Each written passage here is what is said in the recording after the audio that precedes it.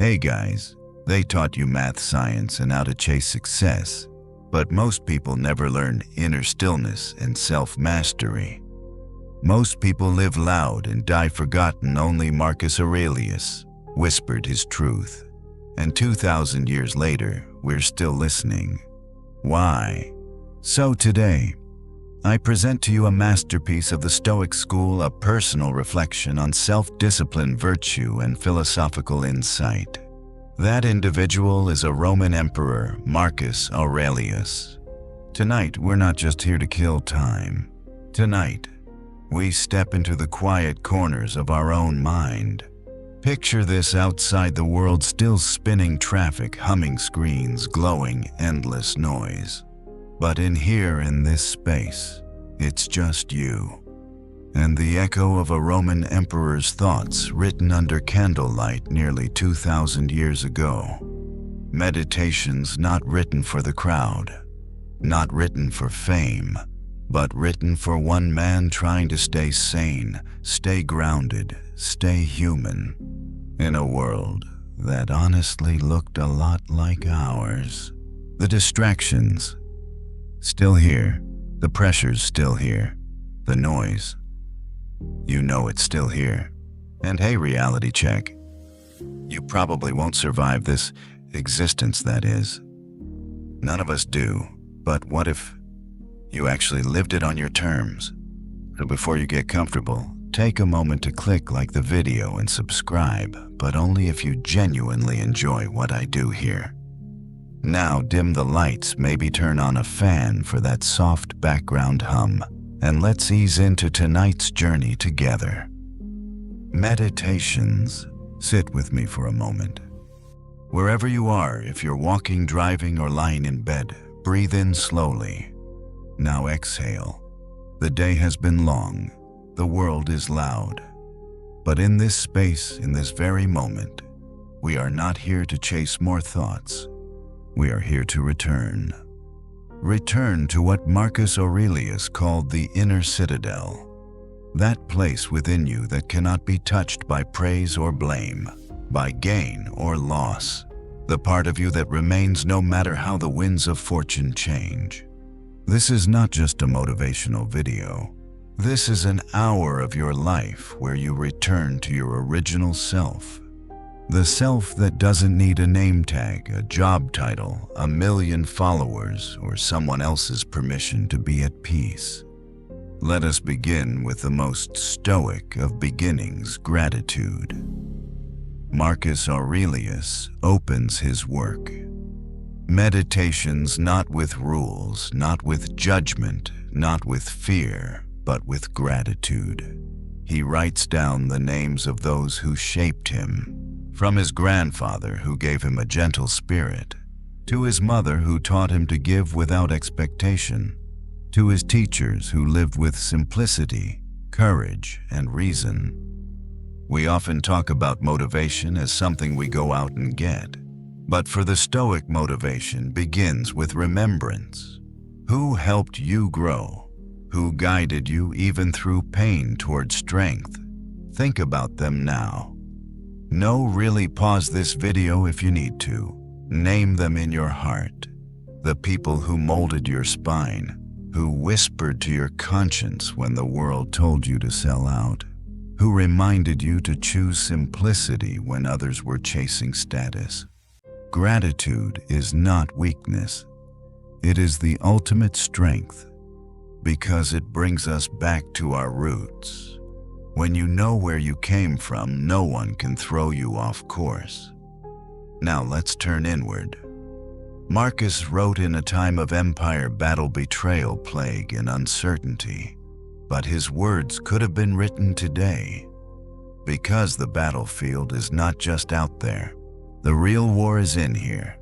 Let me ask you, how many times have you walked through the day carrying armor made of sarcasm, of exhaustion, of pretending you're okay, of constantly checking your phone because you're afraid of missing out, of worrying what they'll think, what they'll say, whether you're enough? Marcus reminds us you already have everything you need. You don't need more time. You don't need better circumstances. You don't need to change the past. You need to return to the part of yourself that chooses how to respond to life. This is the core of Stoicism.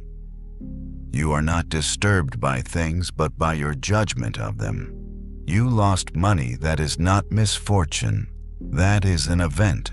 Someone insulted you. That is not an injury. That is noise. You're in pain. That is not punishment. That is sensation. The Stoic doesn't ignore pain or pretend nothing matters. The Stoic chooses what to value. The Stoic asks, is this in my control? If the answer is no, then I release it. If the answer is yes, then I give it my full attention. Everything else, let it burn. There's a line Marcus wrote, "You have power over your mind, not outside events. Realize this and you will find strength." We repeat it often, but do we live it when your plans get canceled? Do you curse the world or adjust and make something new? When someone speaks behind your back, do you collapse or hold your head higher? When your body is weak, when sleep escapes you, when anxiety wraps around your chest, do you give up or do you take one breath, one action, one moment of stillness? This is Stoicism, not perfection, but practice. And this leads us to the next truth. We are all dying. No, not in a morbid, depressing way, in a grounding way. You are not promised tomorrow. That's not a threat, it's a gift. Because it reminds you to live now. Marcus wrote, "You could leave life right now." Let that determine what you do and say and think. We avoid death in our culture. We hide it. We pretend it only happens to other people. But the Stoic says, no. Remember it. Memento mori. Because remembering death teaches you how to live. Are you spending today as you would if it were your last? Are you speaking kindly? Are you pursuing things that matter? Are you holding grudges like you'll live forever? Stop waiting for the perfect moment to become the person you already know you are inside. Stop scrolling past your life. Marcus also teaches us about role models, about embodying virtue. He admired men like his adoptive father Antoninus Pius, a man who led with quiet dignity, who was not corrupted by luxury or flattery, who was self-controlled, modest, and kind. Ask yourself, who do I want to resemble? Not in looks, but in soul. And then ask, am I moving toward that version of myself or away from it? We live in an age of performance. Everyone wants to look good, but Marcus didn't care about looking good. He cared about being good. He writes, waste no more time arguing what a good man should be. Be one. You don't have to debate it. You don't have to make an announcement. Just live it. Integrity doesn't come with applause. It comes with peace. Now let's talk about anger. You will be betrayed. You will be misunderstood. You will be judged by people who don't know you and criticized by people who wish they were you. What do you do with that? Marcus says, let it go. He reminds us that people act from ignorance, not evil. That no one does wrong on purpose, but out of confusion, fear, habit, or pain. When you wake up in the morning, he writes, tell yourself, the people I deal with today will be meddling, ungrateful, arrogant, dishonest, jealous, and surly. But none of them can hurt me. None of them can hurt you, because your mind is yours. You don't have to invite their poison into your bloodstream. You don't have to drink from every cup that's handed to you. Let them carry their own bitterness. Let them deal with the consequences of their own character. Your job is to protect your peace, to respond with calm, to stand still while the world spins in chaos. Let's take a breath. In, out. You are not here to be liked. You are here to live by principle. And when you do, the right people will find you. The right energy will surround you. The right path will reveal itself. But only if you are brave enough to stop performing and start living. Marcus said, live according to nature. What does that mean? It means to live in accordance with your higher self, the part of you that is connected to all other beings, the part that knows we are not isolated but one human family. It means to rise above petty thinking, to remember the big picture, to embrace your role in the grand play of life. Marcus wrote, in the middle of war, what does not benefit the hive does not benefit the bee. You are part of a whole. Your work, your words, your energy affect more than you know. So show up fully. But don't obsess about being seen. Let your presence speak louder than your promotion. Let your discipline be your loudest declaration. And when the day ends, ask yourself, as Marcus did, have I done the work of a human being today? Did I live with reason? Did I act with justice? Did I speak with honesty? Did I follow nature? If the answer is yes, then rest easy. You are enough. If the answer is no, then reflect and rise again tomorrow. That's the Stoic way. Not to be perfect, but to be progressing. Next, where we explore the Stoic response to suffering, desire, purpose, and how to remain unshaken in a collapsing world.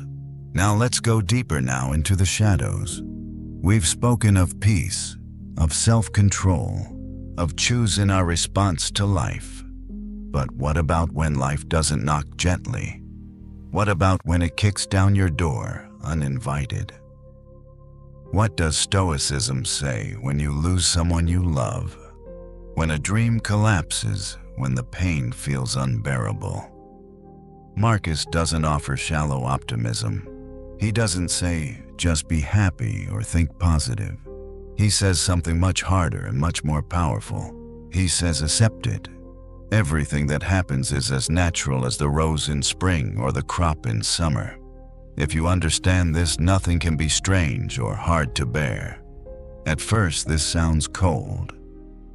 Accept suffering. Why? Because the Stoic says you are not the center of the universe. The universe is not here to please you. It is here to grow you. Let that land. You are not promised ease. You are not promised comfort.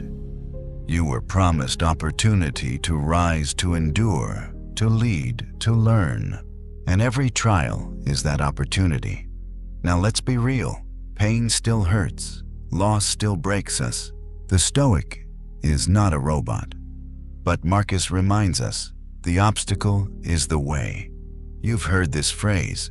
You've seen it on t-shirts, books, social media posts. But what does it really mean? It means you do not wait for the storm to pass. You learn to walk in the rain. It means the thing that stands in your way is the path, because it's there to teach you something your comfort never could. So ask yourself, what is this pain trying to teach me? If you're lonely, maybe it's time to deepen your relationship with yourself.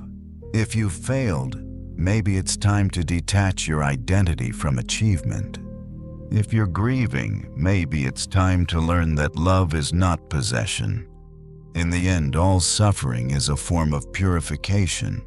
It burns away the parts of us that are false, excessive, unprepared. And what's left, if you stay what's left, is truth. The Stoic doesn't run from suffering. The Stoic integrates it. Marcus wrote, the mind adapts and converts to its own purposes the obstacle to our acting. The impediment to action advances action. What stands in the way becomes the way. You've been through enough to know that life doesn't always get easier, but you can get stronger. That's the real game. Now let's turn to desire. We live in a time of craving. You see it everywhere. More likes, more money, more validation, more novelty. But the Stoics warned us desire is a trap. Not because it's wrong to want things, but because the more you want, the more you suffer. You think I'll be happy when I have that car, that house, that partner, that job. But Marcus says very little is needed to live a happy life. It is all within yourself, in your way of thinking. Let that sink in.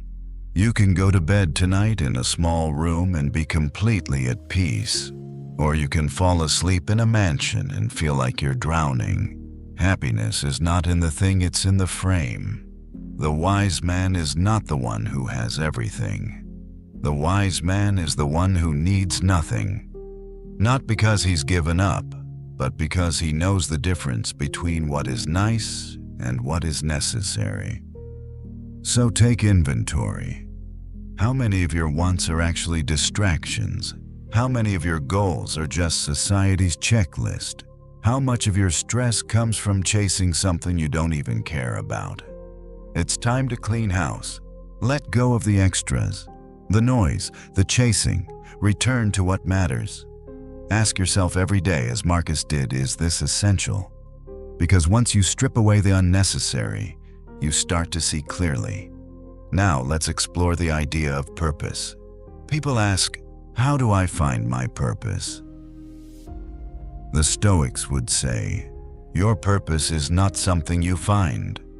It's something you choose. It's not written in the clouds, it's written in your actions. Marcus believed that the purpose of life was to live in accordance with nature. To align your thoughts, your speech, and your actions with reason, justice, and duty. Not duty in the militaristic sense, but duty in the spiritual sense. You have a role to play in the great unfolding of life, a niche, a function. You are not random. If you are here right now alive, breathing, listening, it means nature still has use for you. So fulfill that use. Be the one who speaks with integrity when others lie. Be the one who brings stillness into chaos. Be the one who moves with discipline while others drift. Purpose isn't grandiose. Purpose is presence. Whatever your station, teacher, parent, artist, builder, dreamer, soldier, do your duty with excellence. Marcus wrote, if it is not right, do not do it. If it is not true, do not say it. Simple, clear, uncompromising. That is purpose. Let's talk about time. Most people live as if they're going to live forever. They put off the hard conversations. They delay the work. They postpone their peace. But Marcus says, you could leave life right now. Let that determine what you do and say and think. You think you have time.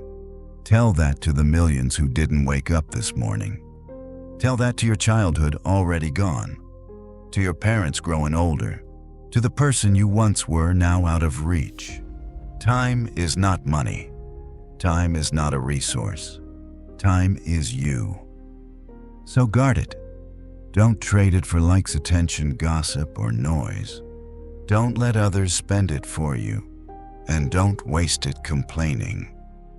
Marcus wrote, don't waste the rest of your life worrying about others unless it affects the common good. It will keep you from doing anything useful. You'll be too preoccupied with what so-and-so is doing, saying, thinking. In other words, stay in your lane. You don't need to control what others think. You don't need to argue with every opinion. You don't need to win every battle. Win the battle inside you. That's the only war that matters. Now let's revisit death, not to be morbid, but to be clear, because the fear of death is the greatest thief of life, and the Stoic overcomes this fear by staring directly at it. Marcus writes, death smiles at us all. All we can do is smile back. What does this mean? It means when you live rightly, death loses its grip. When you love fully, forgive quickly, serve generously, then death becomes just another step. So don't be afraid of the end. Be afraid of never beginning. The truth is, you are already dying, moment by moment, day by day. But you can choose how to live in the time you have. And if you live well, you won't fear death. You'll welcome it as a friend who says you did what you came here to do. This brings us to our final reflection in this part: self-reliance. Marcus Aurelius was emperor of Rome, surrounded by sycophants, enemies, pressures, and power. Yet he wrote these thoughts to himself not for fame, but to stay centered. He knew what the world praises is often empty. He wrote, "Do not waste what remains of your life in speculating about your neighbors. Be concerned only with your own work. You don't need to wait for someone else to approve your path. You don't need applause to do what's right." The Stoic is not immune to loneliness, but they are never lost, because they have a compass within. Let your compass be virtue. Let your fuel be reason. Let your guide be truth. Because in the end, no one lives your life but you. The Stoics lived without excuses, and they died without regrets. So let this part end with a challenge. Not to be famous, not to be impressive, but to be free. To live as if you are already enough. To act as if every moment counts. To speak as if your words shape the world. Because they do. In the next part, we will look into Stoic leadership relationships, letting go of ego, and the art of remaining silent in a world that never stops talking. We've walked through stillness, pain, purpose, and time. Now let's step into something more subtle but equally powerful. Let's talk about leadership. Not just leadership of others, but leadership of yourself. Marcus Aurelius was the most powerful man in the world. He commanded armies, governed nations, had the wealth and authority of an empire. But he never let that power rule him. In fact, he often wrote to himself as a reminder not to let power deform his soul. Why? Because he understood the real danger was never on the battlefield. The real war is against the ego. In the chaos of politics, betrayals, and war, he reminded himself every day, "See not what others are doing or saying or thinking, but what you yourself are doing, that you may make your life just and holy." This is the beginning of self-leadership. You want to lead others, lead yourself first. Want to inspire others?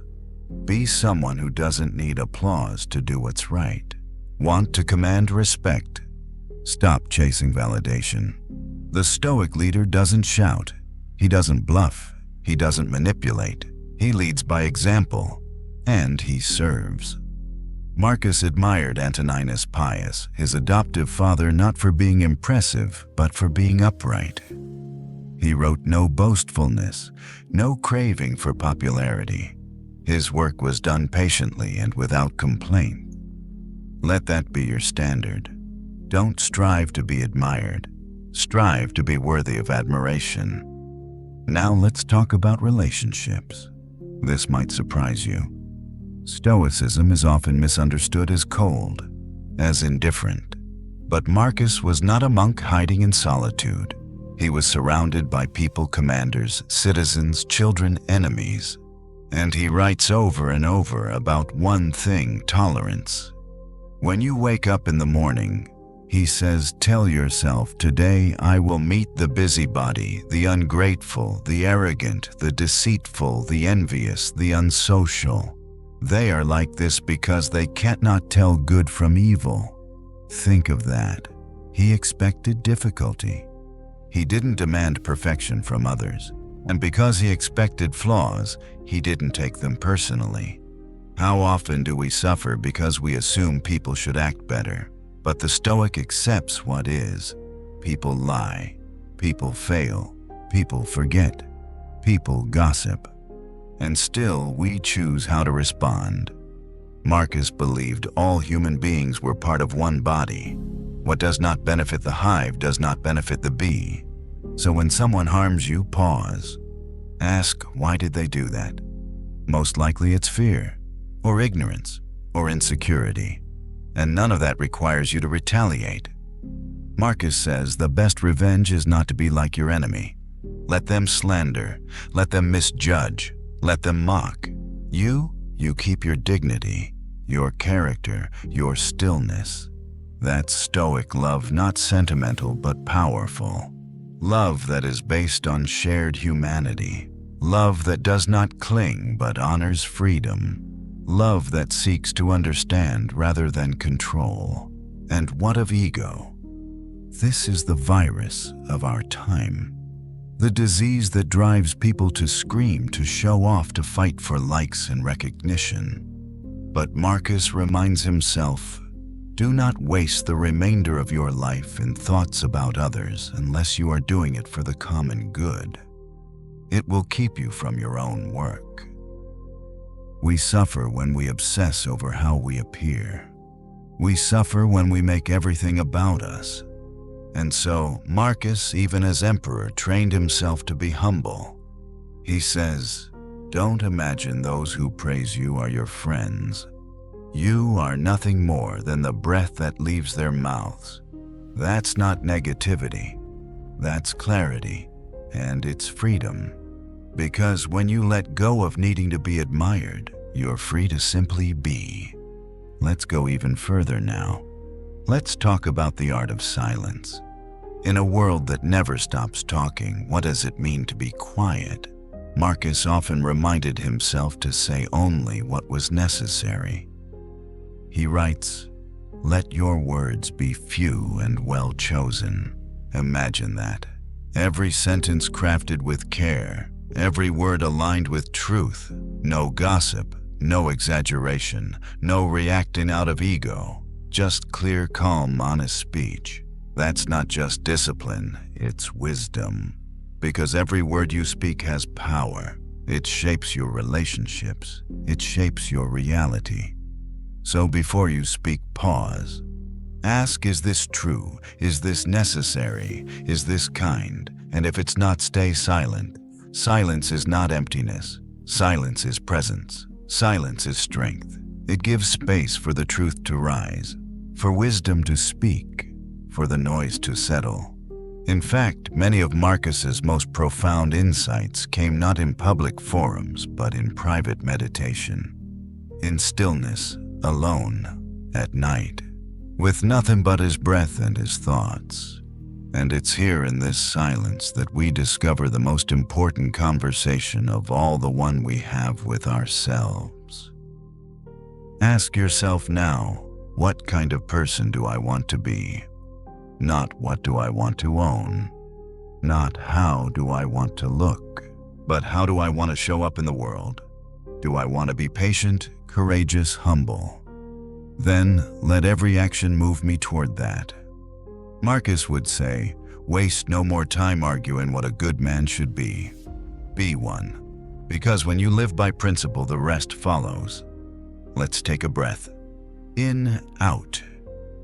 You are not here to be impressive. You are here to be real. And being real means dropping the mask.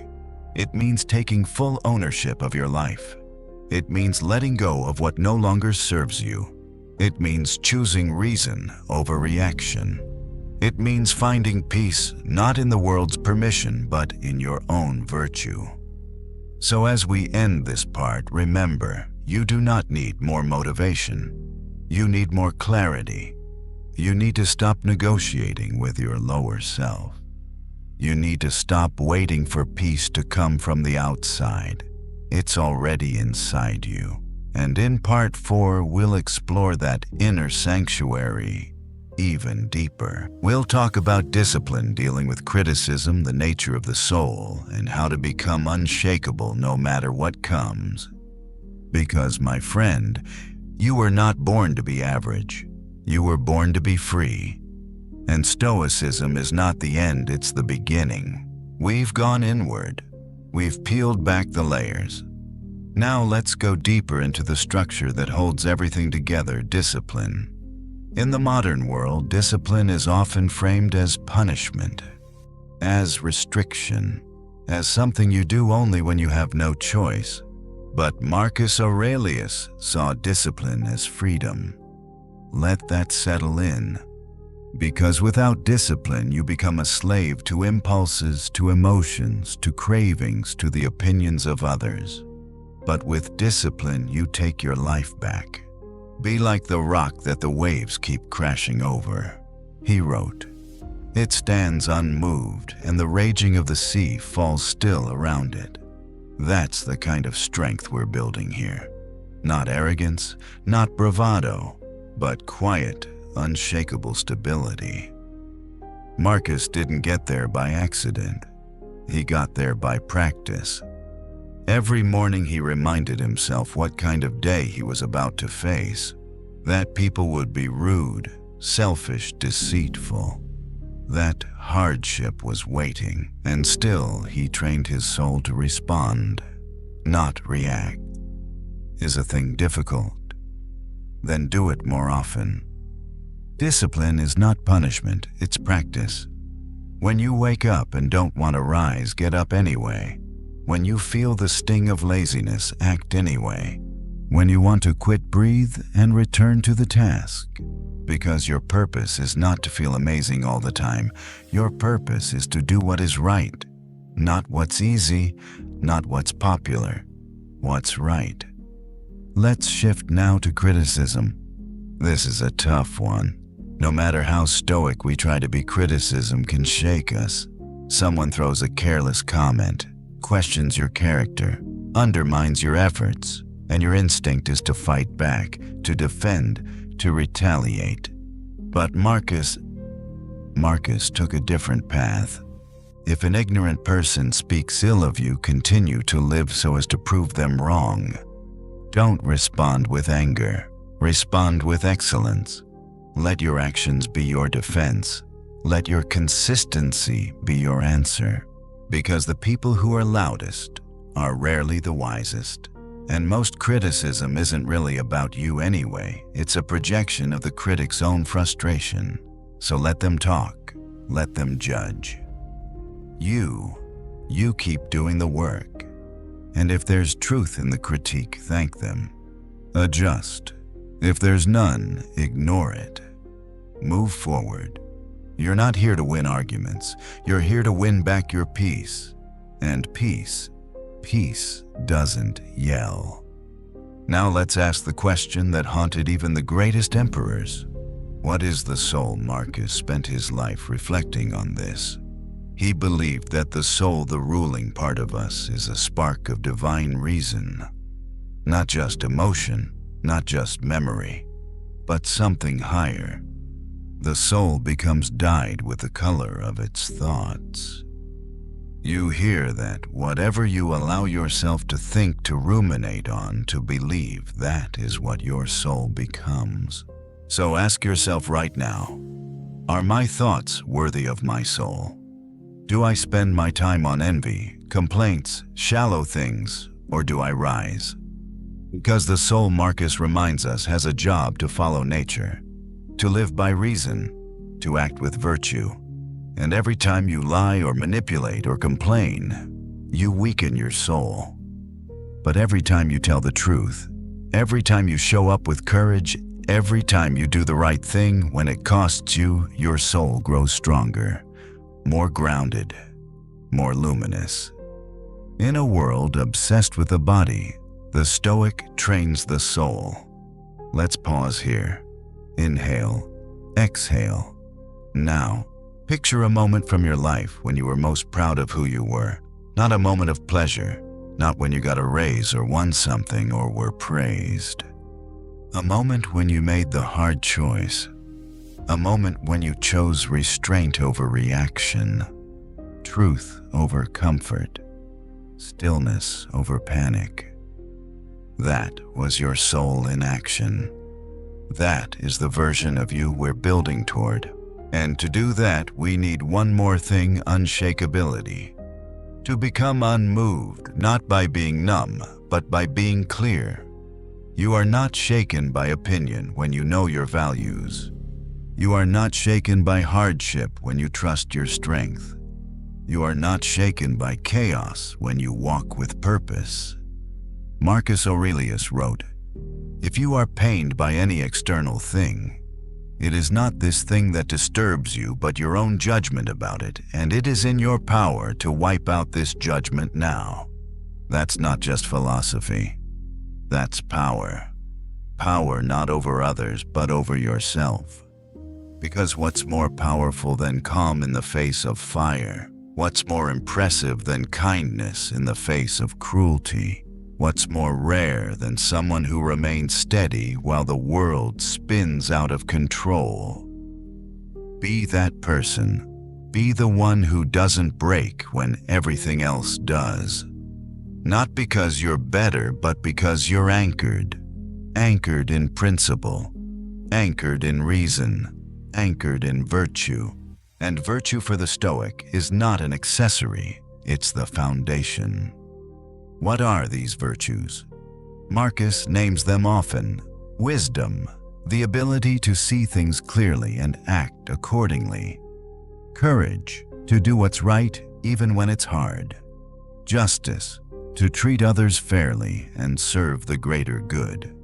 Temperance, to restrain desire to choose balance over excess. Together they form the spine of Stoic character. But these aren't just ideals to admire. They are habits to embody. Every situation is an opportunity to practice them. Someone cuts you off in traffic, practice temperance. You're criticized online, practice courage. A friend needs your help, practice justice. You're tempted to lie or exaggerate, practice wisdom. Every moment is training. Every moment is a test. Every moment is a gift. Even this one right now.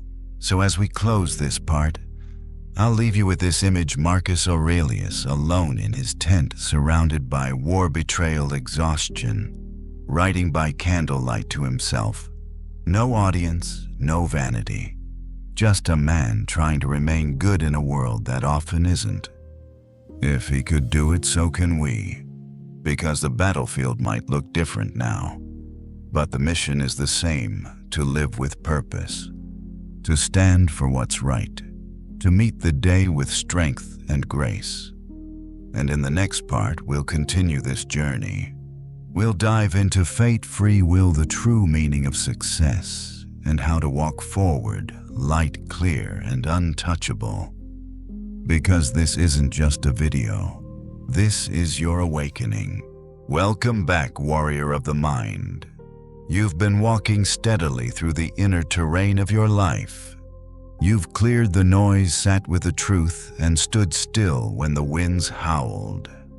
But now we reach a question that sits at the very heart of Stoic thought, a paradox that every thinking human being must wrestle with. Fate and free will. Are you in control of your life? Or is everything already written? The Stoics, unlike the fatalists, did not say give up because nothing matters. And they did not say control everything because everything depends on you. They said control what you can, accept what you can't. Simple, but not easy. Marcus Aurelius writes, "Everything suits me that suits your designs, O my universe. Nothing is too early or too late for me if it is in your time. Everything is fruit to me that your seasons bring, O nature." That's not a man who feels trapped. That's a man in alignment. He doesn't passively accept injustice. He doesn't collapse into inaction. He simply understands life unfolds. Events happen. Some are painful, some are joyful. But the wise soul says, I will not waste energy resisting what is. I will use my energy to respond to it with virtue. This is the dance between fate and choice. Fate hands you the cards. Choice decides how you play them. Marcus was handed wars, betrayals, plagues, loss. He didn't choose those things, but he did choose how to show up in the face of them. He chose to remain calm. He chose to think clearly. He chose to act justly. Again and again. What are you choosing? Right now, this very day, what are you doing with what you've been given? Don't wait for perfect cards. There's no such thing. There's just the play. Play well. Let's move into a word that dominates modern culture: success. You see it everywhere. Success stories, millionaire mindsets, growth hacks, 10 steps to dominate your niche. But ask yourself, this success in whose eyes? To the Stoics, success was not about money, recognition, or accomplishment. Success was about living in agreement with nature, with reason, with virtue.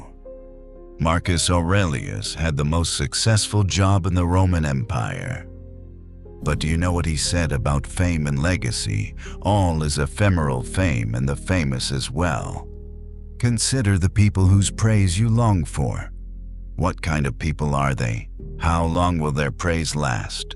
And what will it really do for you? Read that again. The people you're trying to impress, are they wise? Are they virtuous? Do they even know you? And if not, why do their opinions hold so much weight? The Stoic doesn't chase gold stars. The Stoic seeks one thing: inner harmony. When your actions match your values, when your decisions are guided by integrity, when you can look at yourself in the mirror without flinching, that is success. Whether you're rich or broke, famous or invisible, praised or mocked, if you live rightly, the rest is decoration. Now let's talk about something deeper, something more subtle. Let's talk about letting go. This world is heavy. We carry so much we were never meant to hold. Regrets, wounds, stories that no longer serve us, expectations that were never ours. Marcus teaches us to release what no longer aligns with nature. Choose not to be harmed, and you won't feel harmed. Don't feel harmed, and you haven't been. That might sound harsh at first, but he's not saying pain isn't real. He's saying you don't have to keep suffering long after the moment is gone. You get rejected. You carry the bitterness for years. You fail. You carry shame like it's part of your identity. You lose someone. You freeze time, refusing to live in the present. But Marcus tells us loss is nothing else but change, and change is nature's delight. Let that phrase open a window in your soul. Change is not betrayal. Change is growth. Yes, some people will leave. Yes, some seasons will end. Yes, some dreams will not come to life. But you're still here. And as long as you're here, you can begin again. Wipe the slate. Forgive yourself. Forgive others. Let go, not to give up, but to be free. You cannot hold wisdom if your hands are full of resentment. Now let's enter the quietest, most powerful room in the house: presence. The Stoics were deeply present because they understood the past is gone. The future is uncertain. Only the now is real. Marcus wrote, "Never let the future disturb you.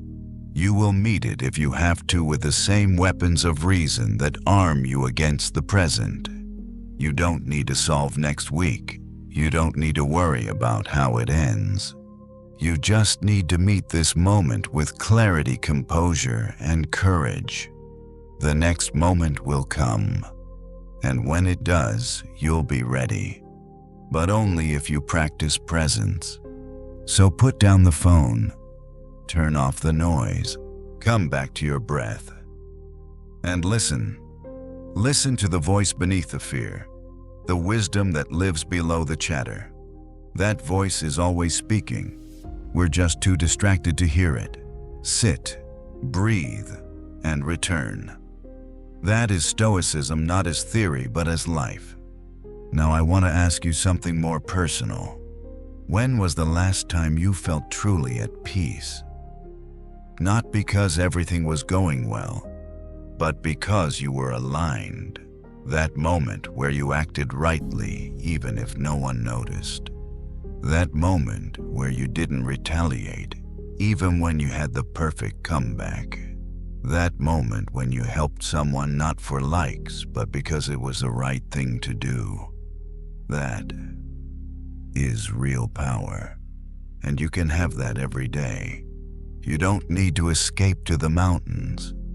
You don't need to meditate for hours. You just need to return again and again to the inner citadel, to the part of you that is eternal, untouchable, pure.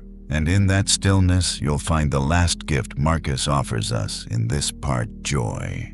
Yes, joy.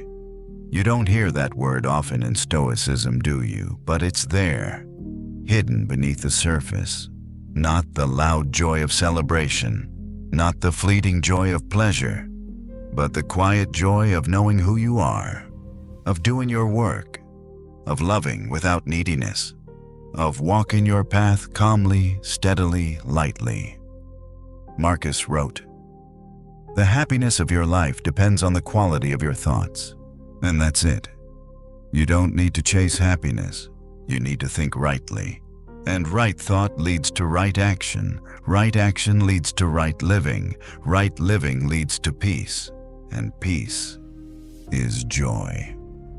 So let me ask you this as we close part 5. What would it look like to walk through this day with that kind of joy? Not because it's easy, but because you are ready.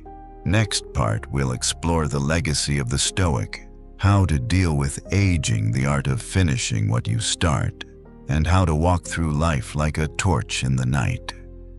Until then, keep practicing, not for perfection, but for peace. You've walked far.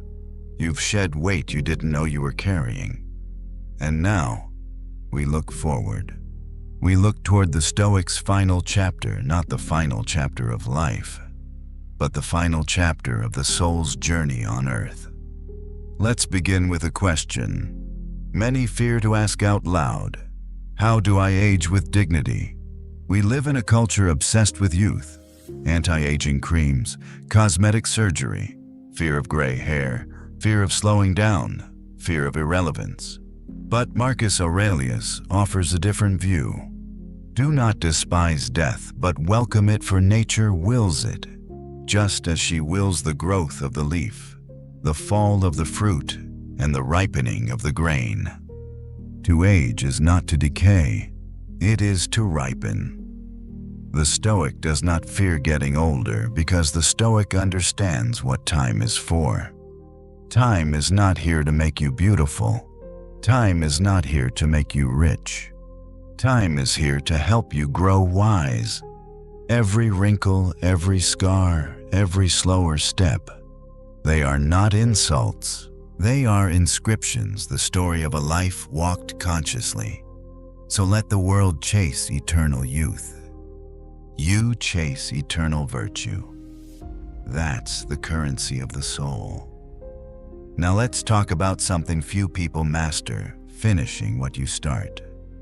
We live in a world of quick starts and quick stops. Enthusiasm that burns fast and dies faster. New habits dropped after 3 days. New goals abandoned the moment resistance shows up. But the Stoic way is different. Marcus Aurelius tells himself, "Do not act as if you had 1,000 years to live. Fate hangs over you. While you live, while it is in your power, be good." That's not about rushing. It's about follow-through. You start something, see it through. You make a promise, keep it. You begin a path, walk it to the end. Not perfectly, not without stumbles, but with persistence. The Stoic trains not for excitement, but for endurance. Because the longer you stay in motion, the more meaningful the work becomes. And that's the key. Stoicism is not about intensity, it's about consistency. A few steps each day in the right direction. Even when no one is watching, even when you feel like giving up, especially then. Now let's move towards something more sacred. Let's talk about legacy. Marcus Aurelius, an emperor, philosopher, leader of men, knew something most men forget. Soon you will have forgotten everything. Soon everyone will have forgotten you. Sounds dark. Maybe, but there's freedom in it. You won't be remembered forever. No statue lasts. No Instagram following matters in the dust of time.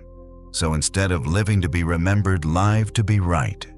Live to be whole. Live to be worthy in the eyes of your own soul. Marcus didn't write meditations for an audience. He wrote them for himself. He wasn't trying to impress the world. He was trying to stay aligned. That's legacy. Not what you leave behind in other people's memories, but what you leave behind in yourself. A soul shaped by effort, by principle, by courage. That's what matters. So let go of the need to make a name. Instead, make a mark. Now, let's talk about how we carry ourselves, not posture, not fashion, but presence. How do you move through the world like a torch in the night? You've met people like this. They don't speak loudly, they don't show off, but when they walk into a room, something shifts. Why? Because their inner flame is lit. They know who they are. They don't seek approval, but they radiate warmth. They don't force control, but they command respect. They're not trying to be seen, they're just being real. That's the Stoic way. Waste no more time talking about what a good man is. Be one. You don't need to announce your virtue. You don't need to argue your truth. You don't need to beg for respect. Let your life speak. Speak clearly. Speak slowly. Speak with stillness. Stillness is not silence. Stillness is power under control. Like a river that cuts through stone, not by force, but by presence and patience. You want to change the world. Start with how you walk. Start with how you speak. Start with how you respond when the pressure is on, when the insults fly, when the plans fall apart. When the world demands a reaction, offer stillness. And in that stillness, you become unbreakable. And from unbreakable presence flows something very rare: compassion. Yes, compassion is Stoic. The Stoic does not isolate. The Stoic does not harden his heart. The Stoic sees all men and women as kin. Marcus writes, "What injures the hive injures the bee." You are part of the whole, and your peace, your clarity, your strength, it's not just for you, it's for everyone you meet, every soul who crosses your path. You don't have to save the world, but you can choose to be a calm in someone's storm, a hand on someone's back, a mirror of dignity when the world screams otherwise. That's how the Stoic loves, quietly, fiercely, without attachment, but with presence. And that love, it returns, tenfold, always. So ask yourself now, how do I want to live the rest of my life? Not what do I want to achieve, not what will people say about me, but this: how do I want to wake up tomorrow morning? How do I want to treat strangers? How do I want to carry myself through adversity? Let your answer be your compass. Let your compass shape your habits. Let your habits create your legacy. We've walked far in this video already, and there's more ahead. Continue, we'll explore fear, temptation, envy, and the discipline of returning to truth over and over until the truth is no longer a belief, but a way of being. You're not here to absorb ideas. You're here to become something rare. The kind of person who no longer fears change because they are the change. You've made it this far because something inside you refuses to settle. Refuses to be owned by fear, laziness, or other people's approval. That quiet strength in you, it's real. And today we keep sharpening it. Let's begin with something universal. Fear. Everyone feels it. The strongest warriors, the wisest thinkers. Even Marcus Aurelius, the emperor of Rome, felt fear. But what he didn't do was let fear rule him. If you are distressed by anything external, the pain is not due to the thing itself, but to your estimate of it, and this you have the power to revoke at any moment. Fear lives in estimates, in predictions. In stories we tell ourselves about what might happen. But what if you stepped out of the story? What if instead of feeding fear, you sat with it, observed it until it melted into information? The Stoic doesn't avoid fear. The Stoic looks at it directly. Because behind every fear is something trying to teach you. Fear of failure. It's pointing to your attachment to outcomes. Fear of rejection. It's showing you how much you rely on others for self-worth. Fear of change. It's revealing how tightly you grip the illusion of control. Once you see the lesson, you don't have to run from fear. You can walk with it, use it, let it sharpen you, because fear is not your enemy. Unexamined fear is. Let's move into something even more deceptive than fear. Temptation. Not just the obvious kind, lust, greed, indulgence, but the subtle temptations to slack off when no one's watching, to cut corners, to act against your values because just this once won't matter. But Marcus says, the only wealth which you will keep forever is the wealth you have given away. The only honor which counts is the honor you give yourself. Temptation often shows up as a shortcut, but there are no shortcuts to integrity. And the true test of character is not when things are easy, but when no one's watching. What you do in the dark defines who you are in the light. So the next time temptation whispers, pause. Ask, what kind of person do I want to be when this moment is over? Choose him. Not the easy way, the right way. Now a shadow many carry without even knowing it. Envy, the silent thief of joy. You scroll through someone's feed. You see their body, their house, their perfect life, and without meaning to, your inner peace is shattered. But Marcus reminds us, don't set your mind on things you don't possess, but count the blessings you do possess, and think how much you would desire them if they weren't already yours.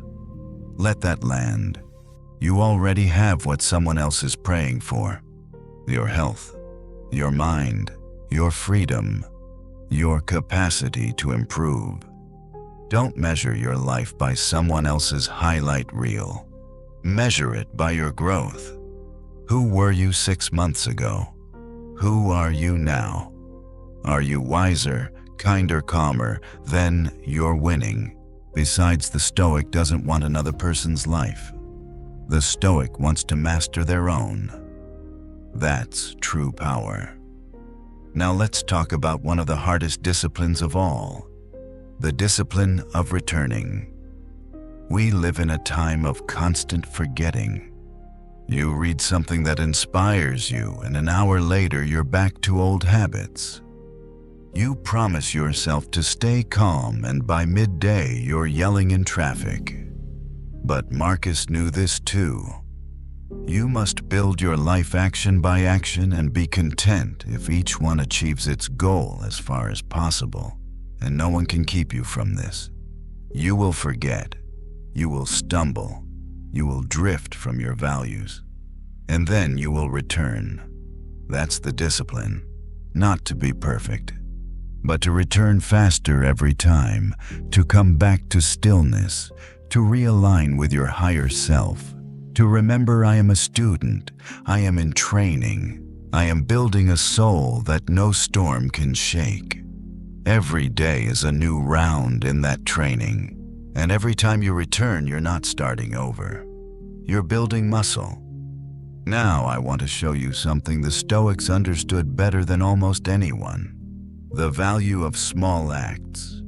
We want to change the world. We want to make an impact. But Marcus says, don't imagine you'll break the world. Your duty is to live your life one good deed at a time. You hear that you don't need to move mountains. You need to move rightly. Hold the door. Speak the truth. Sit with someone's pain. Finish the job you said you would. Turn off the screen and go for a walk. These things matter. Because character isn't built in grand gestures, it's built in small, consistent acts. Over time, those small acts create a person the world can trust. And in a world full of noise and chaos, a trustworthy soul is a lighthouse. Let's talk about one more force, one more illusion that keeps us trapped. The lie of when. When I get the job, when I'm in shape, when I meet the right person, when the pain stops, then I'll be at peace, then I'll be disciplined, then I'll start. Marcus would shake his head. The present is all you have. Stop letting yourself be pulled by the strings of desire or regret. The only reality is now. Use it. There is no when. There is only this, and this breath, this day, this decision is the only tool you will ever need. You don't need a new chapter. You need a new lens. See clearly. Start here. Start now. Because the Stoic doesn't ask for an easier path. The Stoic simply walks the one they're on. With reason. With courage. With grace. We're not done yet. In Part 8, we'll walk through detachment, emotional mastery, the freedom of not being understood, and how to lead without dominating. Because to be Stoic is not to be emotionless. It is to own your emotions, to feel deeply and still remain free. If you've come this far, you already know the Stoic path is not one of perfection. It's the path of presence, of mastery, of returning to what matters over and over again. And now we enter another pillar of this inner empire, detachment. The world will tell you, hold tight, cling, attach your identity to titles, people, possessions, even ideas. But Marcus Aurelius, he turns that illusion on its head. Receive without pride, let go without attachment. He was emperor, remember, he had power, glory, luxury. Yet he trained his soul not to be owned by any of it. Because he knew what life gives, life can take. You are not your status. You are not your relationships. You are not your income. You are not your body. You are not even your thoughts. You are the one who watches, chooses, endures, and lets go. Detachment is not coldness, it's clarity. It's saying, this person, this role, this thing, I may care for it, but it does not define me. I am whole without it. Let me ask you something. What are you clinging to? A grudge, a regret, a reputation. What if you loosened your grip even a little? What if you said, I trust what's meant for me, and I release what isn't? Feel that space. That's freedom. And in that freedom, something incredible happens, emotional mastery. Now don't confuse this with emotional suppression. The Stoic doesn't ignore feelings. The Stoic simply doesn't let feelings dictate their fate. Marcus says external things are not the problem. It's your assessment of them, which you can erase right now. You feel anger, observe it. You feel sorrow, sit with it. You feel envy, pride, fear. Don't flinch. Watch them like clouds passing through the sky. Do not become the emotion. Study it, learn its shape, its source, and then choose your response. That's emotional alchemy, turning pain into presence, anger into clarity, hurt into wisdom. No one ever taught you this in school, but you can teach yourself now. You have the power, right now, to choose your state, to be the author of your energy, to meet chaos with calm. Because here's the truth, You don't have to attend every emotional storm you're invited to. Now let's touch a truth most people avoid. You will not always be understood. The deeper you walk into your values, the more clearly you speak your truth. The more silently you hold your ground, the more likely it is that others won't get it. Marcus Aurelius accepted this. It never ceases to amaze me. We all love ourselves more than other people, but care more about their opinion than our own. Think about that. You're living a life only you will live. You fought battles only you understand. And yet you let someone's comment, someone who's not even living your truth, pull you off your course. Why stop chasing comprehension? You don't need everyone to understand your path. You need to walk it. In silence, in strength, without explanation. You are not here to be decoded. You are here to embody. Because once you no longer need to be understood, you unlock something rare. Unshakable leadership. Now, leadership in the Stoic sense has nothing to do with status or followers. True leadership is this: self-possession in moments of pressure, kindness without show, decisiveness without arrogance, service without expectation. Marcus led an empire, but he writes of leadership in the most human way. Waste no time arguing about what a good man should be. Be one. A real leader doesn't lead to be seen. They lead because it's what's needed. They show up when it's inconvenient. They hold boundaries with compassion. They act justly even when it's unpopular. You want to lead, don't dominate. Don't force. Don't manipulate. Model. Be so steady, so honest, so grounded that others rise just by being near you. And remember, leadership starts with self-command. You can't expect others to follow a fire you haven't lit within yourself. Let's pause now. Take a breath. Inhale stillness. Exhale ego. And sit with this: who are you becoming? This journey you're on, it's not about appearing stoic. It's about being free. Free from reaction. Free from addiction to praise. Free from inner noise. And that freedom brings us to one of the highest Stoic virtues: reverence. Yes, the Stoics revered something. Not in the religious sense, but in the sacred sense. They revered nature, the logos, the divine intelligence behind the order of things. Call it what you want: God, the universe, reason, the way. But they trusted it. Marcus wrote, "Whatever happens to you has been waiting to happen since the beginning of time." The universe is change. Our life is what our thoughts make it. That's not fatalism. That's participation. That's saying, I trust the greater intelligence of life, and I will align my actions with its rhythm. So instead of fighting the moment you enter it, you don't just live in nature. You live like nature, strong like the mountain, flexible like the river, resilient like the tree, simple like the sun. You stop resisting reality and start responding with wisdom. That is reverence. And reverence is what makes you radiant. Yes, radiant. Stoicism doesn't make you dull. It doesn't make you cold. It makes you brilliantly alive without the chaos. Imagine that. A heart open but not wounded.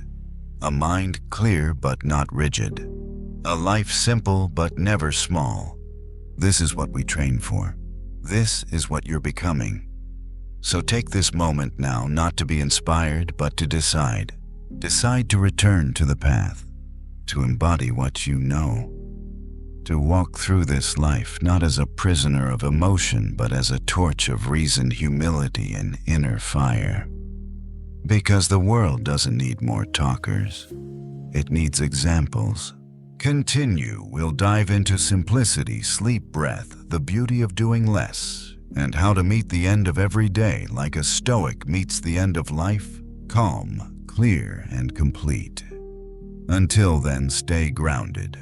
Your peace is the rarest thing you own. Let's take a slower step now, because the wisdom we're entering now is soft but sharp, quiet but powerful.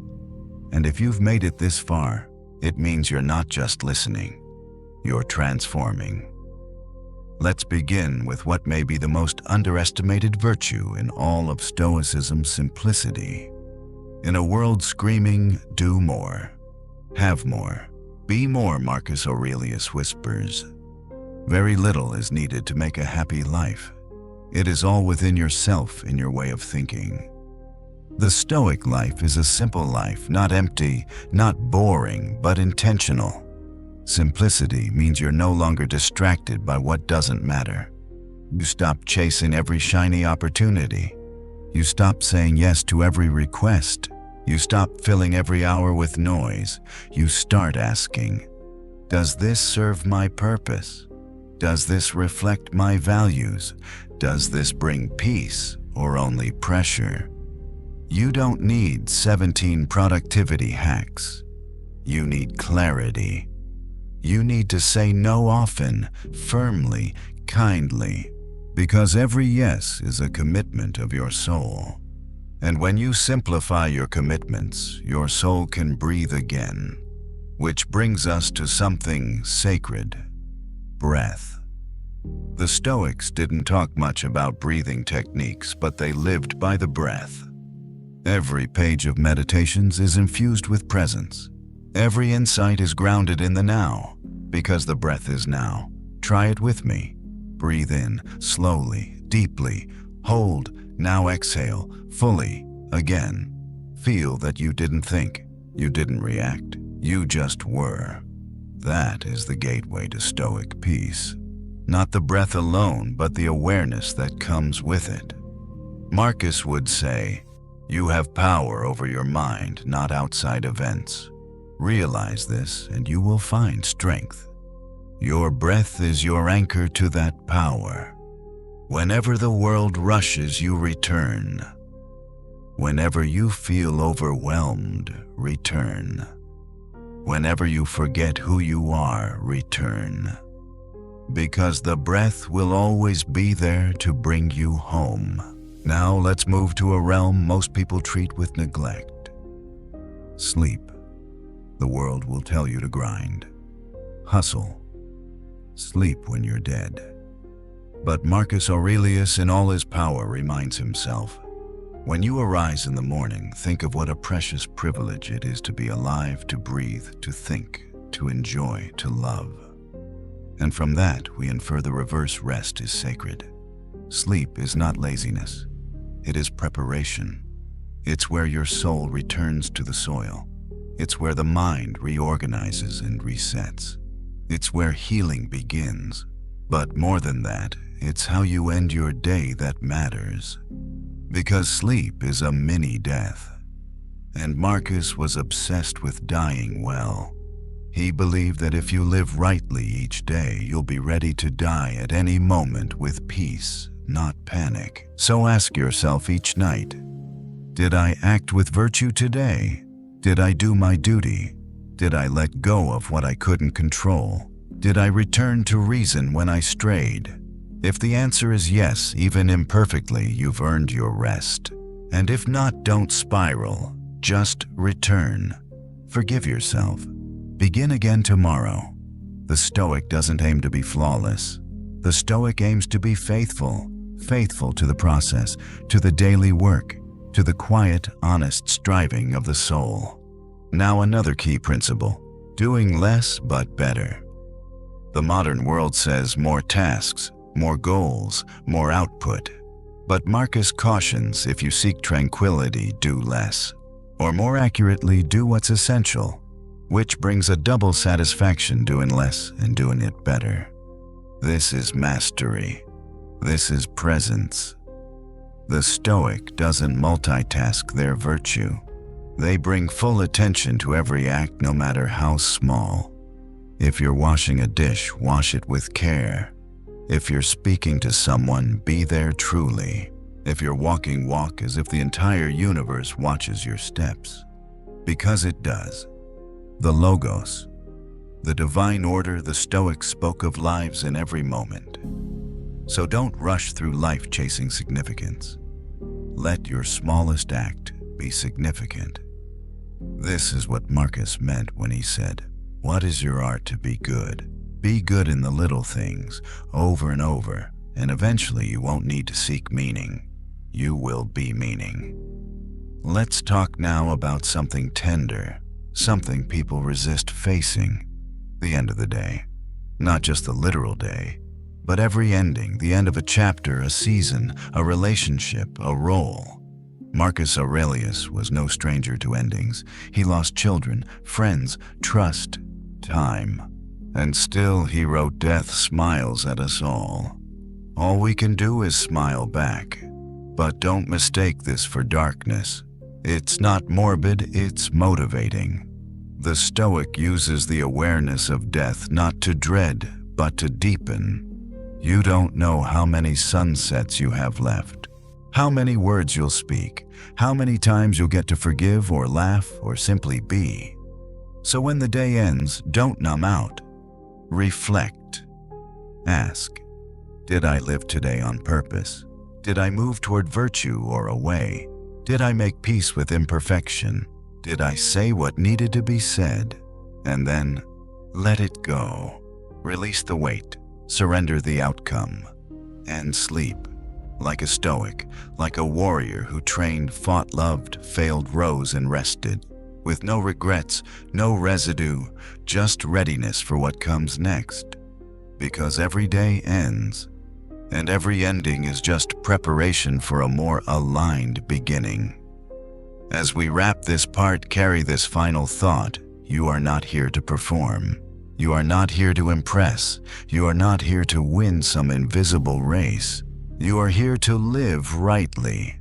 And right living is built on simple, quiet, consistent truths. Breathe. Reflect. Do less better. Let go. Begin again. In the final part, we'll bring it all together. We'll revisit the inner citadel, the art of acceptance, the beauty of humility, and the unshakable strength that comes from walking your path without needing the world to applaud. Until then, rest well and rise strong. You've walked through fire and silence, through storms of thought and skies of stillness. And now we arrive at the final chamber of this journey, the deepest part of Stoic wisdom. This is not the end. This is the return to your inner citadel. Marcus Aurelius often spoke of this place, not a fortress of stone, not a castle built with wealth or fame, but an inner space, unshakable, untouchable, silent, solid. He wrote, "People try to retreat to the country, to the beach, to the mountains. You always wish for that kind of escape. But you can retreat into yourself anytime. And that's where we finish, by going home. Home to the self that needs no approval. Home to the mind trained in reason. Home to the soul aligned with nature. Home to the unbreakable you." So let's reflect on everything we've explored. Let's bring the fragments back into unity. 1. The power of perspective. You learned events don't disturb you. Your judgment does. This means the power has always been yours. You don't have to control the world. You only have to master your lens. You can pause. You can question the story. You can rewrite your reaction. That's what Marcus practiced daily. That's what made him strong. So when the world throws chaos at you, ask, what am I making this mean? And then, choose again. 2. The practice of virtue. You know now, Stoicism isn't about suppressing emotion or pretending nothing affects you. It's about living by virtue, wisdom, justice, courage, temperance. These are not decorations. They are the spine of your character. Every decision, every interaction, every response you ask, what would virtue do here? And then you act. Not perfectly, but consciously. and that's enough. 3. The art of acceptance. We often suffer not because of what's happening, but because we resist what's happening. Marcus didn't fight the flow of nature. He moved with it, like water around stone. He wrote, "If it is endurable, then endure it. If it is not, then stop complaining." Your choice. And that's the key. You accept not to give up, but to stand up. You don't fight the current. You learn how to swim with wisdom. You take what life gives, and you give back honor, steadiness, and grace. 4. The freedom of simplicity. You don't need to own the world. You don't need to do everything, prove everything, win everything. You need clarity. What matters? Who do you want to be when this day is done? What do you want your soul to carry into the night? That's enough. Do that. Let go of the rest. 5. The discipline of return. You won't get it perfect. You'll forget. You'll fall. And then you'll return. Again and again. That is the real practice. Returning to your breath, to your center, to the moment, to the truth, to you. 6. The strength of service.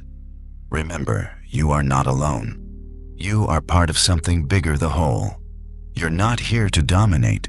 You're here to contribute. Marcus wrote, "What injures the hive injures the bee. What helps the hive helps the bee." You rise by lifting others. You grow by giving. You lead not with control, but with example. So wherever you are, be useful. Your calm is medicine. Your clarity is guidance. Your kindness is firelight. Be that. 7. The humility of mortality. This is where we end, with the truth we try to forget, that none of this is permanent. Not your body, not your job, not your titles, not even your name. Marcus faced this every day. Not to be afraid, but to be real. You could leave life right now. Let that determine what you do say and think.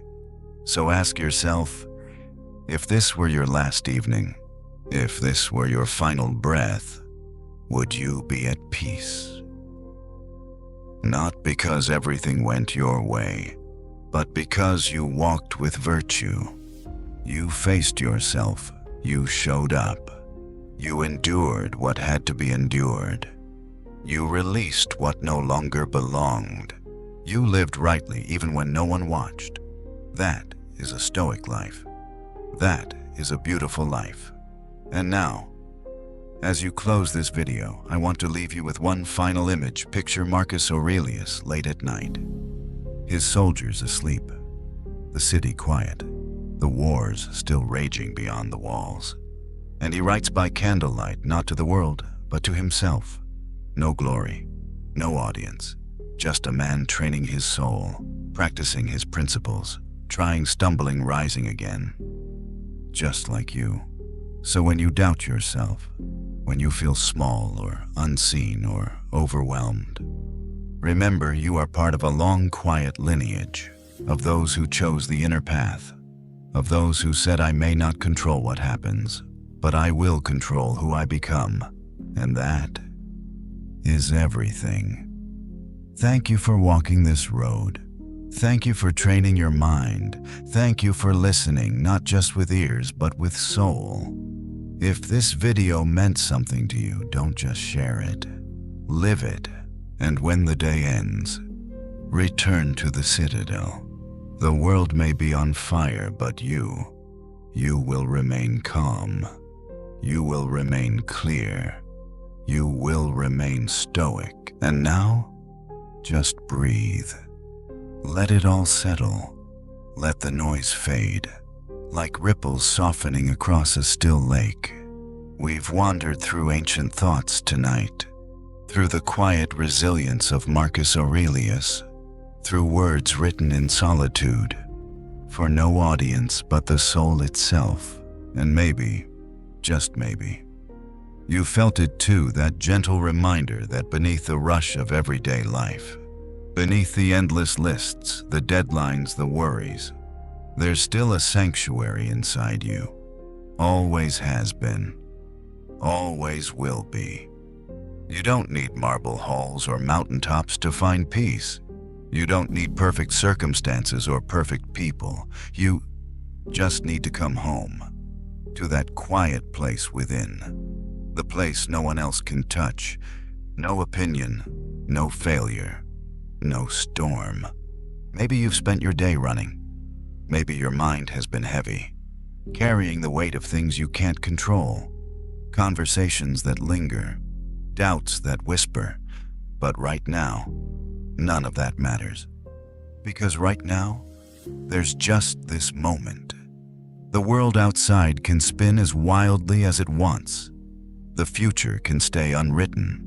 The past can stay in the past. But here, you are safe. You are whole. You are exactly where you need to be.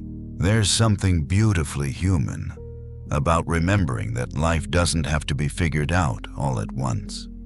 That you are allowed to rest, to breathe, to not have the answers tonight. Marcus wrote of impermanence, of how fleeting it all is, how the emperors, the empires, the names carved in stone, they fade. But your character, your peace, the quiet work you do, in your heart, in your mind, that stays. So let the day go now. Let the tension soften from your shoulders. Let your breath slow just a little more. And as your thoughts quiet, as your eyes grow heavy, know this: you've done enough for today. You've carried enough. You've questioned enough. You are enough. So let sleep come gently. Let the stillness wrap around you like soft blankets of silence. And if your mind wanders, let it. It will return when it's ready. Just drift, calmly, steadily, lightly, like a leaf floating down onto a still pond. You're safe here. You're home here. Everything else can wait for tomorrow. For now, just rest, breathe, and be. Sweet dreams, my friend.